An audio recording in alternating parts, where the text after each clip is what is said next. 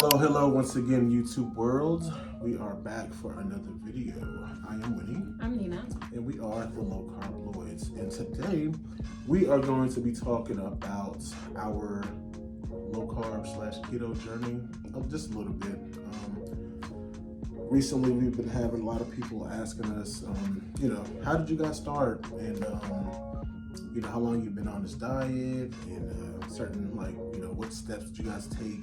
What made y'all start this or whatnot. So today we have decided to break down our top 5 starting points into the low carb diet. First things first, we will discuss what is a low carb diet. Before we get into that, we want to give this general disclaimer that anytime that you are getting ready to make a major change to your diet, please be sure to consult with your health care provider. We can give all of our tips and advice, but at the end of the day, we are not medical experts. Facts. And we do not know your body and your body composition and what's going to work well for your body. So please make sure before you begin anything that you consult with a doctor. Thanks. But going back to what a low carb diet is. A low carb diet is essentially whenever you make the decision to significantly reduce the amount of carbohydrates that you're consuming on a daily basis. Typically, you're going to limit yourself to less than 130 grams of carbs a day. Or if you're looking at it from a macro standpoint, you're going to make sure that less than 45% of your caloric intake is carbohydrates. And since you are significantly cutting back on your carbs, to replace that, you're going to be looking to replace it with healthy proteins and healthy fats. So that is what a low carb diet is. And traditionally, you guys, we're in Georgia. The Western American diet is full of carbs, refined sugars, just a whole bunch of unhealthy things that most of us know that we shouldn't be eating, but a lot of us are kind of stuck in our ways. Because it tastes great. Yeah. Carbs taste great. They do. Sugars taste great. But we know at the end of the day, it's going to cause, issues down the line. So first things first, when we started doing our research on the low carb diet, we had to, figure out where to start. What is a carb? When I first started, I've heard of carbs, but I didn't really dive deep into, what's the difference between a complex carb and a simple carb. And so I remember when Winnie and I first got together, I had been doing low carb for quite some time. And there were several things that Winnie was eating on a regular basis. He's like, those are carbs? Cereal? Smashing. And even when we have conversation with our friends and family, and they're like, that's a carb? Mm-hmm. The things that we enjoy typically are carbs. So like when he said, what's the difference between a complex and a simple carb? Simple carbs are carbs that once you intake, your body breaks them down in your liver and they immediately spike your blood sugar.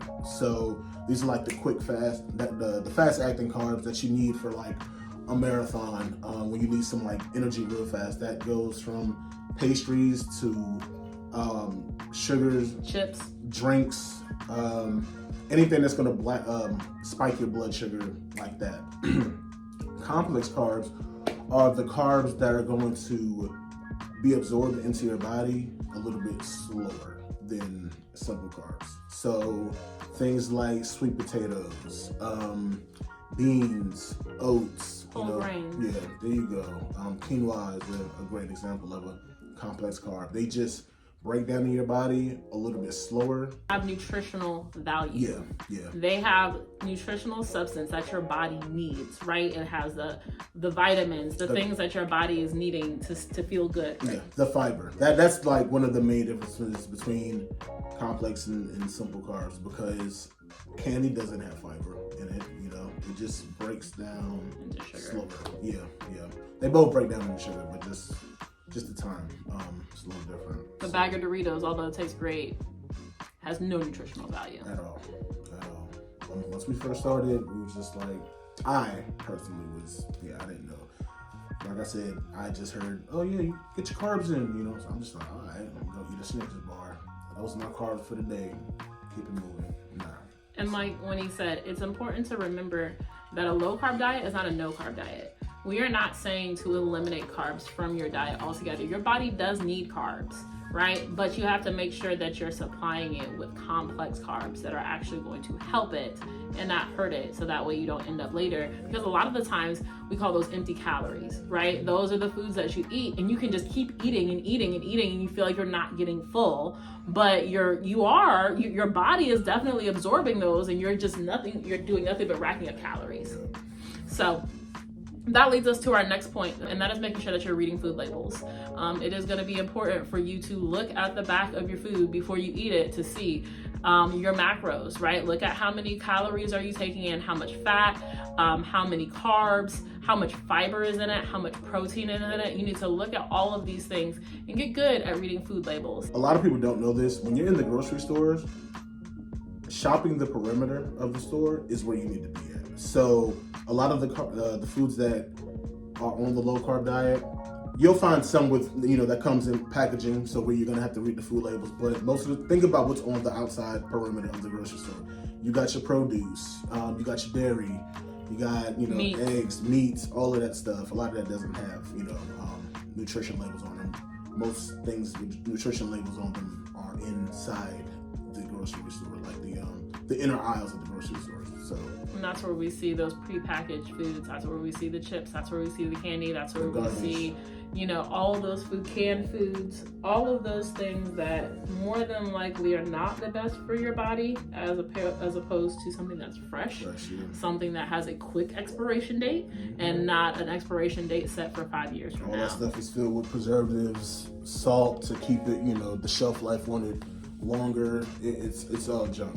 And Winnie and I talk about this all the time. We understand that depending on where you're at in life and what your budget looks like, sometimes shopping the inside of the store is easy because one, it's cheaper, and two, you need that long shelf life, right? Like, we know personally when we go to buy produce, we're only buying produce for a couple of days at a time, because the way that our week ends up looking, schedule's crazy. We have the best of intent. So, we're gonna go shopping on Sunday, and then by Friday we're gonna eat these green beans, and then next thing we know, a week has passed. We didn't touch the green beans and they're growing mold, or they look weird, right? So we know that buying foods that have those preservatives in them, that have a longer shelf life, is for convenience, because you don't have to worry about hurrying up and eat them. I know I can get this can of green beans. It's gonna be good. I don't have to worry about it expiring next week, next month, next year. But we also know that the preservatives that you're putting in there are not good for your body. So that's our little soapbox tangent on grocery shopping. But going back to reading your food labels, it's important to learn how to read your food labels, what exactly it is that you're looking for. If it helps to, maybe if you have the ability to, consult with a dietitian, so that way they can give you even more education. You can learn even more about the difference between complex and simple carbs, and you can also learn about the importance of reading food labels and knowing what you're looking for. But that's going to be your second step to staying on the right track to eating low carb. Step 3 in this low carb journey of ours is to stock up on low carb options, you guys. A lot of us go shopping, and I know for me, example, when we first got together, I'm eating junk. Now I still, pick out every so often, whatever, but yeah, junk. You making faces, bro? I lived in that joint, so you have to make a plan. Learn what low carb foods are, like I said before, you got your eggs, you got your meats, you got your cheeses, things of that nature. And if you don't have the junk in your house, you're not gonna eat it. That was my problem. I would, stock up on junk food. I have easy access to it. I get bored, go grab a bag of chips, and at the end of the day, I'm eating a whole bag of Doritos, and that's just, it's not going to help with our weight loss goals. So the more low carb, keto friendly options that you have in your house, the easier it's going to be, to indulge in those things. Stocking up on those low carb options means, also thinking about, so when we're thinking about low carb, we know it's important to get your fruits and veggies in, right? But we also know certain fruits are going to be higher on the glycemic index than others, which means they're going to be having more sugar in them than others. So while I would love to tell you that on being low carb, eat every fruit that you want, mango, pineapple, bananas, go crazy, you're also looking at more sugar in those fruits. So You do have fruits that are lower on the glycemic index, and those are typically all berries. We're talking about blackberries, raspberries, strawberries, blueberries. Those are typically the ones that we see lower on the glycemic index that are okay for you to eat if you want to make a little snack, have some yogurt, something like that to go with it. So like when he was saying, you know, he's real big on protein bars, you know, that don't have a lot of carbs in them. I'm personally straight. If you guys have seen any of our food reviews on protein bars, it's typically a no from me. But I do like preparing some of those snacks, those fruits, having some of those veggie sticks, carrot sticks, celery sticks, maybe like bell peppers, tomatoes, all of those things perfectly okay to eat if you're doing low carb.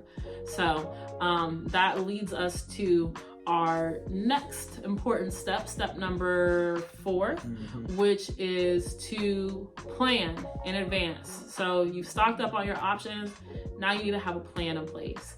Now you need to maybe think about meal prepping. And I know when we talk about meal prepping, it's like, oh God, meal prep, why? But when you fail to plan, you plan to fail.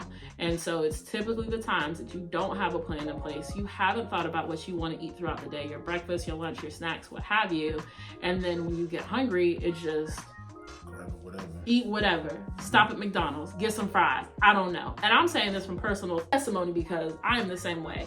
If I have not prepared my snacks in advance or even thought about what I want to eat that day, when the hunger kicks in, yeah, she be going crazy. Give me whatever. It doesn't matter. I don't care anymore. I just want the hunger feeling to go away. So it is important to meal prep. Maybe you're not at the place where you can meal prep a week in advance, right? And you can have every meal laid out. You got the little containers and they all perfectly laid out. You're not at that place yet, but maybe you just want to start with thinking about your snacks and having those snacks ready to grab and go. Because who wants to sit here when you're already hungry, standing over a trash can, peeling carrots and chopping them up so you can have them to go with your ranch dressing, right? Like, so maybe you want to get some baby carrots that are already pre-bagged. Maybe you want to take some time on Sunday while you're watching your favorite show, get some things together, whatever the case might be. Another big struggle for me is breakfast. When you think about what you typically eat for breakfast food, really think about the things that are typically offered for breakfast food. Eggs. No, I'm not talking about low carb. I'm talking about if you're not low carb, right? Food. Cereal, toaster waffles, pancakes, biscuits, like all these are, you know, all of these things that are so high in carbs. And when you go back to looking at the food labels, things are like, it can't be that bad. It's bad. If you think about what are those things we used to eat? The Pillsbury, the toaster strudel. The toaster strudel that, you know, they have the fruit filling inside of them, and then you come back and put the icing on top, just add sugar on sugar, right? Like, so you have to have a plan, if nothing else, for breakfast. And doing low carb, you can get real creative with eggs. Okay, you gotta really think about those eggs, and if you want to do a hard-boiled egg, scrambled eggs, poached eggs, get real comfortable with eggs, though. You can make little egg, muffins. You can do a lot of different things with eggs. You can incorporate some of those veggies in there. You can do turkey sausage, turkey bacon. If you are still eating pork, you can do regular things, but being mindful of how much fat that you're consuming. But you really just want to get comfortable with, eating some eggs, eating some protein, and trying to limit your carbs. They make plenty now of keto bread, right? So if you want to have a piece of keto toast, put a little peanut butter on there, what have you. But have a plan. Have a plan so that way you don't end up in somebody's drive-thru at 9 o'clock in the morning getting some stuff that you know you don't need to eat. And honestly, you guys, with the emergence of the low-carb keto diet, there's a lot of, food companies out here now. Y'all seen some of our videos. We've done reviews on Factor. They have Home Chef. If you're crunched for time and you can afford it, go ahead and order you some already made meals, pop them in the oven or the microwave, and there you go. But it's gonna take some time. You're gonna definitely have to make time in the beginning of your week, to go ahead and get that joint out the way for real, or you're gonna rack those calories up. Now, something going back against that point about reading your food labels, a misconception is that a lot of companies now are putting on their boxes, protein pancakes, protein whatever, but then when you flip it over, you're thinking, oh, it's high in protein, that means it's low carb. No. it's still filled with carbs, right? So you need to be mindful again about making sure you're looking at your food labels, making sure that you're knowing exactly where you need to stay within your caloric intake, and don't be, deceived in thinking that just because a food says that it's high in protein that it's going to be low in carbs. That's not always the case. Facts. And our last point is journaling. Journaling your food entries. This is something that Winnie is not a fan of at all. Listen here, it's time consuming, but at the end of the day, if you want to be healthier, you got to make sacrifices, whether now with your time or later with your health. So they have numerous apps out there now. You got MyFitnessPal. Nina's using the Weight Watchers app. I'm personally straight on it, but to each their own. I feel like MyFitnessPal, I really enjoyed it. Now they have a feature where you can take a picture of your meal and it kind of, breaks down the macros and, if you're meeting your goals and whatnot. But macros tracking is definitely going to help you in the weight loss category, for real. Like I said, it's going to take some time. And there's a couple of apps out there. But it'll also help you kind of get into a pattern with your eating, right? Because if you don't feel like looking up every single food, every day you eating something different, and I'm gonna try this and I'm gonna try that, eventually it kind of gets you to that place where you're like, all right, I know what I'm gonna eat for breakfast, so that way it's really easy for me to log. It's here in my recent history. I can just boop, boop, boop, boop, go ahead and pop it in, right? And I believe that MyFitnessPal has a feature on there now where you can even plan in advance and say, okay, this week I'm gonna go ahead and lay out, here's what I'm eating on Tuesday, here's what I'm eating on Wednesday, so that way when the time comes, you can just put that check there, like I ate those things and it's done. So it is a bit time consuming, but it will help hold you accountable. Because I know for me, when I know, okay, I'm hungry, I'm eating whatever, let me just go ahead and throw this handful of chips in my mouth. Well, now I gotta log it. How many chips did I eat? Okay, was that an ounce? Was that 3 ounces? I don't know. I don't feel like logging that because I know it's gonna be a bunch of calories. Never mind, I'm not gonna eat it. So it can help you, and you have to be honest with yourself too. Like, to the app, y'all. Yeah, the app. You can lie to them, but your body is still, you think I'm not gonna put this, MyFitnessPal ain't finna get me today. Well, your body's gonna get you. So you can lie to the app all you want and not log foods, but you still ate it.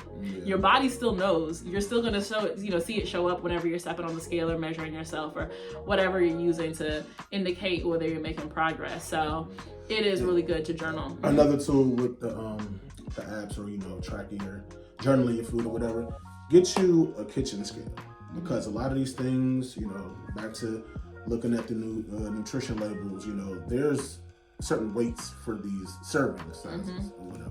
And a lot of people be like, I think that was... What is 5 ounces? I don't know. Don't even know, So, go ahead and get you a kitchen scale. That's definitely going to change. Especially when it comes to your meat, how much chicken you need. Because it could be you're not eating enough protein, right? Oh, yeah, for me, a serving of cashews is like half a handful. So I think that's probably like 100. 7. I didn't know 9. that until I started using the app, and I'm just like, a handful is like 500 calories, and I can eat that.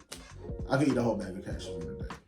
But it just gives you more nuance to how much you're actually, intaking. So to recap, top 5 tips. Tip number 1 was? Complex and simple carbs. Understand them, learn them, make them become your best friend. Yep. Step number 2 was make sure you're reading your food labels and you understand them. You know what you're looking for and what you're not looking for. Don't be deceived by good marketing. Step number 3, stock up. Oh yeah, making sure you're stocking up on your low carb / keto options. Step number 4, plan, prepare, have something in place. Start thinking about what you want to eat to get you through the week or the next few days. And step number 5, food journaling. Make sure you have a little diary, apps, whatever it's going to take you to realize how much you're intaking on a daily basis and keep track of it. So. These are all great starting places. It might feel like a lot, especially if it's your first time dieting at all, if this is your first time trying to, get healthy. But know that it will pay off in the long run. Your body will thank you. and know that get you a community of people, right? Find someone to help hold you accountable. Maybe it's a friend, maybe it's a coworker, maybe it's a parent, maybe it's a sibling, your spouse. Yep. And you guys do it together, because it's easier when you have somebody that's in the struggle with you and they can relate. So if it's a family affair, get the whole family. What incentives can you have in place to, if your family is down for it? Because a lot of families are, you got your older mom or your father that's kind of stuck in their ways, and you can't change other people. So focus on yourself, focus on your goals and what you want to accomplish. But before we go, I do want to add one more tip. Stay hydrated. Stay hydrated. 9 times out of 10, y'all, you in the middle of the day, you feeling a little hungry. You're not hungry, you're probably a little thirsty. So we're suggesting getting water bottles to have on hand. We take these joints wherever we go, and it just is a reminder, like, all right, bro, let me go ahead and, get my water intake in, You need water. Mm-hmm. So there's carbs in juice. There's carbs in your orange juice, your punches, your fruit punch, all of those things. You don't need that. You don't need none of that. Let's go ahead and stick with water. Some high quality H2O. Yeah, I think that's it for our show today. We appreciate y'all watching. Continue to like, share, and subscribe. Hit those goals, y'all. Y'all can do it. We believe in you. For real, for real. We still over here getting things done, full schedules, 2 kids in the house. We got a lot going on. But if we can get it done, I promise y'all can too. For real. We're going to continue to, try to help y'all out on the way, but it's honestly, it's up to y'all, straight up. So we love you all, and see you next time. Bye. Bye.